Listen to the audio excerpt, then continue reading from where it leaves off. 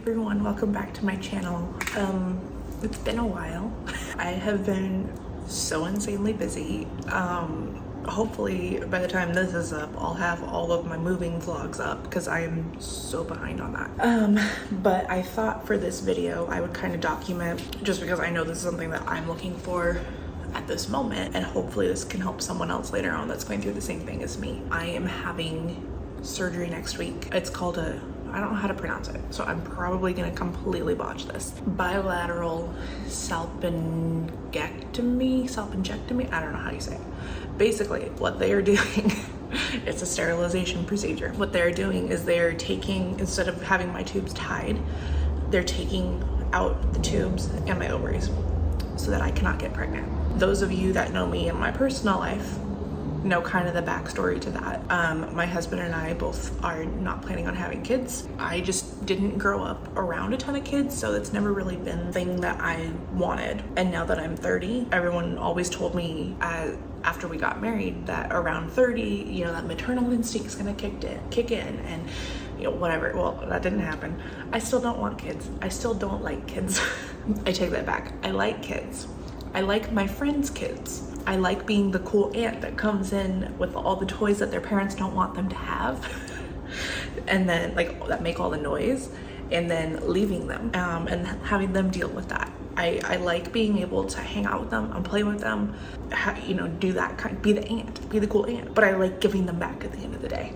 What kind of made me jump on this decision when it did, I have been on birth control for the last 10 years. I wasn't on it in high school like most people did. I remember one specific situation where my doctor wanted me to get on birth control to help manage my acne. My mom told her no because that would encourage me to go and have sex. I didn't even have a boyfriend. I was like 16, 17, like that wasn't even on my mind at that time. So I just like, I never really learned about it. We didn't really have those conversations growing up. Once I got married and moved in with my husband, before we got married, that's kind of when I started taking birth control. Because neither one of us, because of how we grew up, were very educated on that, I went on the pill. Probably wasn't the best decision for me, but we did it, and now we know that it does not work, and here we are. So last year I decided to change over to Nexplanon because I wanted something that I wasn't gonna forget. I am horrible at remembering to take pills. I cannot do it, and I don't trust myself to do it. So I wanted something that was not permanent, but I could just set it and forget it.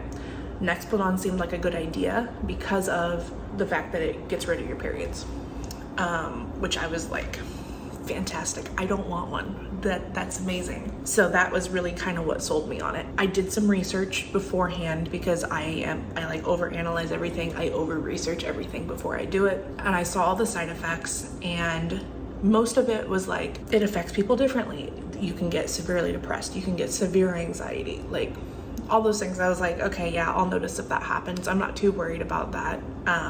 I pay attention to that kinds of things anyways. The rest of it I wasn't really too concerned about because the way I was reading people's like experiences. Do you want to be part of this conversation too? Anyways, so reading through people's comments about the weight gain, I kind of was like, you know, it kind of sounds like they're just not controlling their eating, and it sounds like they're not eating at a calorie deficit, they're not working out, they're not doing all these things. So I wasn't too concerned about it. At the time, I had just lost 50 pounds, so I was feeling great, and I was like, you know, I'm in a good space where I think I'll be able to maintain what I've lost and at least stay there. That did not happen. So I got it put in. Everything was fine. I think the first month or so, I had a period for like a good month, but it wasn't like a normal period. It was like spotting. And then I did the next month, it was pretty much gone. I didn't have any cramping or anything. Everything was fine. I did have some spotting for like a couple days, but I was like, this is what I have to deal with to not have to worry about birth control. Great, this is fine. Time went on and things kind of remained the same, so I didn't really think anything of it. And then about 6 months in, which would have been March, April-ish, I started really noticing the weight gain. Overall, in the last, it's been almost a year. I got it put in November. Over the last year, I have gained 50 pounds. So everything that I lost, I've gained back. The difference this time is I'm carrying it differently because of the hormones. So before, like, my arms were not like this. Last time I gained this much weight. I'm 6 foot tall, so I carry it a little differently anyways, but this all has focused on like my stomach and my arms, and it drives me absolutely insane because nothing fits me. I already have a hard time getting pants that fit me, so I basically live in like this Lululemon and exercise tops because they're stretchy. I can't wear anything with sleeves because the sleeves like cut into my arm. They fit everywhere else, it's just my arms because my arms are so. Jeans, I can't wear jeans because if I go a size bigger, they're too big everywhere else. And then around my waist they don't fit, or around my waist they fit. But then if I go to a size that fits everywhere else, then I can't button them. It's like a whole thing. And I have cried so many times over it because it is terrible.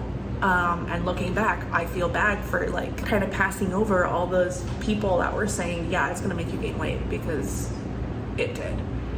And even when I tried to limit my portions and count calories and do all these things, it wasn't possible because of the uncontrollable hunger that I have while I'm on this birth control. It's like I get these insane headaches if I don't eat. I drink, and normally, like when I was, losing weight, I would just drink water and I'd be fine. Or I'd go eat an apple and I'd be fine. And that is not the case with this. When I get hungry, I am hungry, and it's like being pregnant, basically. This birth control makes me feel like I'm pregnant all the time, and I don't like it. When the whole Roe vs. Wade thing happened, that was kind of when I was like, I live in California, so it doesn't totally affect me, but I don't know how long we're gonna be here. I don't know, what's gonna happen in the future.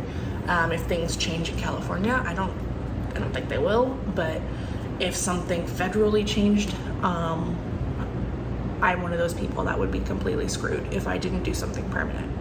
I decided to make an appointment, and I'm gonna link, there's a lot of things that I'm gonna reference that I will link below for people that are similar to me and wanna figure out how they can get this procedure done. Reddit has been a huge help, because although I'm in California, there are still doctors here that are like, no, you're too young, we're not gonna do this for you. Or there's doctors that want your permission from your husband, or they want permission from your significant other or your parents because you're on your parents' insurance. I've seen, like, just reading through people's stories, I've seen so many different things that I'm just like, why is this even a thing? So I got on Reddit. I went on the child-free subreddit that I'll link below, and they have a whole like wiki of like, here's everything you need to go to the doctor. Here's a list of doctors that are child-free that have done this procedure on people ranging from 21 to 30. I knew going into it that I wasn't gonna have a hard time getting approved just because of my situation and kind of what I've been through and where I'm at in my life right now. For those of you that aren't in a good position like that, where I've already had pregnancy scares, I've already, tried different types of birth control, I've been married for almost 10 years and in a long-term relationship, and my husband's on the same page. Things like that kind of affect how the doctor handles it too. It started by going to my primary doctor, which I needed to establish down here in LA anyways. So I ended up going to the UCLA Health that's by my house right up the street. And I really liked the doctor until I brought this up. And I mentioned, I told her my whole story, my whole background, and was like, I'm at a point where I want to have the surgery done. I'm not someone that wants kids, and this just seems like the best option for me. She went through the typical, have you tried this birth control? Have you tried that birth control? And I just was very turned off by that, because I'd already told her, like, I've been on the pill, I've been on Nexplanon. I just don't want to deal with hormones anymore because that's what's affecting me and my weight right now. And I felt very dismissed by her, which was very surprising to me because she's younger, and I would think younger women would kind of understand that, but apparently not. So she did send me a recommendation for an OBGYN, and UCLA called me, but I just felt more comfortable going with someone that was on the child-free doctors list. So I went on this list, which I will also link below. Went on this list to look and see if there was anyone that took my insurance that I could go to. And this list is great because it also has reviews from people. On this subreddit, you're able to go in and see people's reviews and experiences with these doctors. Because if they do use a doctor on the child-free list, they will put the name in their post after surgery to talk about their experience. So I was able to go through, and the lady that I chose had so many good things that were said about her. And she was at Cedars-Sinai, which I've heard good things about. So I went to schedule an appointment with her, and I was thinking, I was hoping I'd be able to get in sooner, but was not thinking about the whole Roe versus Wade situation and how insanely busy that was gonna make all these doctors. They couldn't get me in until September, and this was early August, like late July, early August that I made this phone call. I don't remember the exact timing. Whenever that whole situation happened. So made my appointment, and I was like, maybe I'll call, someone else just to make sure. So I called another doctor on the list, and she could get me in later. And I was like, never mind, I'll just stick with this one. So it actually kind of worked out well. So I went in for my appointment, was actually very nervous for the appointment. It was completely I was there maybe 10 minutes. It was totally fine. She did have a resident working with her. I think that's what it's called, a resident, but someone that's training with her to do the same type of work that she's doing. But the thing that I liked about this doctor is this is all she does. So she's an OBGYN, but she doesn't do regular OBGYN appointments. All she does is this surgery and other, things in that nature. She knew exactly what I was going through. She knew exactly how to talk to me in a way that was calming, because she could tell I was nervous. And it was funny because she was like, so I'm assuming you came in off Reddit. And I was like, I did. She goes, I could tell because you seem like you're prepared. And I was like, well, I am. And she goes, but you're married. And so we had this whole conversation of why, and there's certain things that she does have to tell you legally before you commit to the procedure. So just to make sure that you understand what you're going into, and that you understand that it's a permanent procedure, which she could tell that I clearly knew, because I kept saying, I want something permanent, I want something permanent. And it was the best doctor's appointment I've ever had. I was so surprised. So came out of that appointment, I was trying not to cry the entire way walking back to my car, because it was like a whole weight was lifted off my shoulders that day. And I was just so happy. And then I was texting all my friends because I was so excited. All my friends that know. And so I literally, once I got in my car, I lost it. I cried the entire way home because I was so happy. And I called my aunt and was crying on the phone with her, which I think that's a big thing that's helpful, is having family that's supportive of your decision, because I have some family that's not. And those family members are not in my life anymore. And they won't know that I'm having the surgery. I talk to, there's certain family members I just don't talk to. And I haven't for 15 years, maybe a little over that. And those people are not gonna know that I'm having the surgery, and they'll probably never find out even if they were to contact me again, unless they see this video, which I don't know how they would see this video. But having someone in your extended family that's supportive is really important, I think, because it is a big decision to come to. And I read stories all the time of people that are going through this without the support of their families, because for whatever reason their parents are adamant about having grandkids, or their friends even are telling them that they'll change their mind after and they're going to regret it. Having people you can talk to while you're going through this process, I think, is really important. But I think it's also important if there are people that aren't supportive. I have several friends that are not supportive of me weren't supportive of me doing this.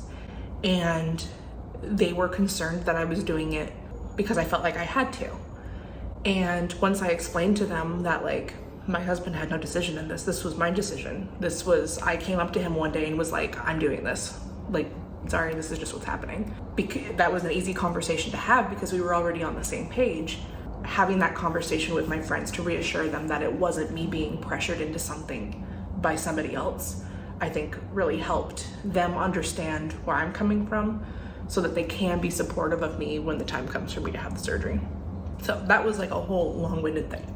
But so we have the appointment. They called me about a week later to schedule it. And so now I'm having the surgery next Friday.